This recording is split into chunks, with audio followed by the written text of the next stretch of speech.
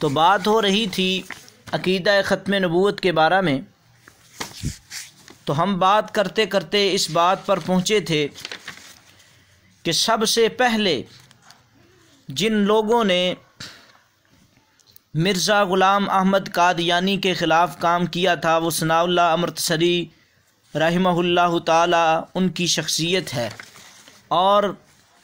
میاں نذیر حسین محدث ذیلوی ان کی شخصیت ہے،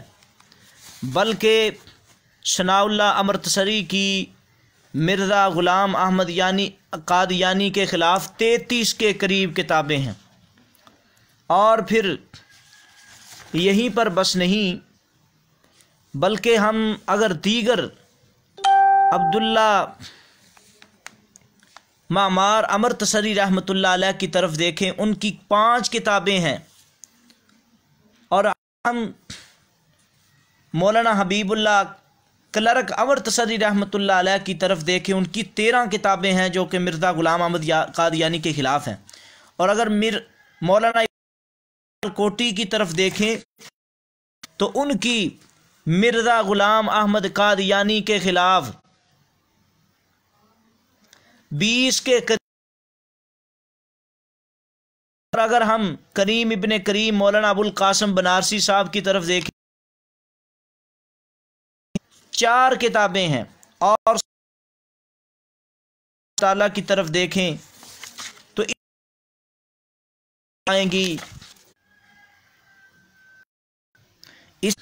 اور یہ بات میں ڈنکے کی چوٹ کہتا ہوں کہ روحانی خزائن کی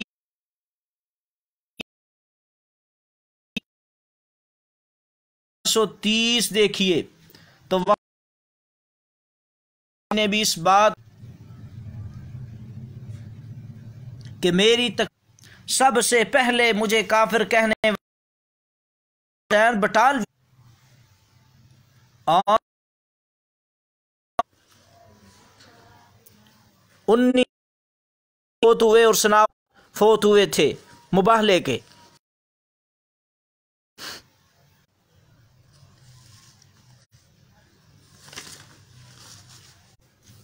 اور جس طرح سلف صالح ختم نبوت پہ امجد چھتوی صاحب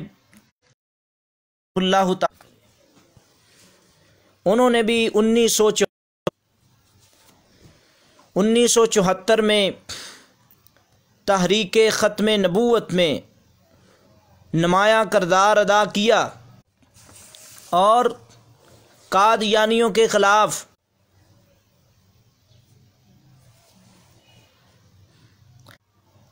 مناظرے کا چیلنج دینے کی وجہ سے اور اول دستے میں شامل ہونے کی وجہ سے شیخ محترم کو اوکاڑا کی جیل میں بھی جانا پڑا اور 21 دفعہ کے تحت گرفتاری ہوئی، اور یہاں تک بھی ہوا کہ خطبہ ارشاد فرما رہے تھے، خطبے کے دوران لوگ آئے، انہوں نے کہا کہ آپ ختم نبوت کے بارے میں تحریک کے بڑے لوگوں میں سے شامل ہیں، ہم آپ کو گرفتار کرنا چاہتے ہیں۔ استاد محترم نے کہا مجھے ختم نبوت کے بارے میں چند باتیں کرنے کی مجھے مہلت دی جائے، اور بعد میں آپ جہاں کہو گے چلا جاؤں گا۔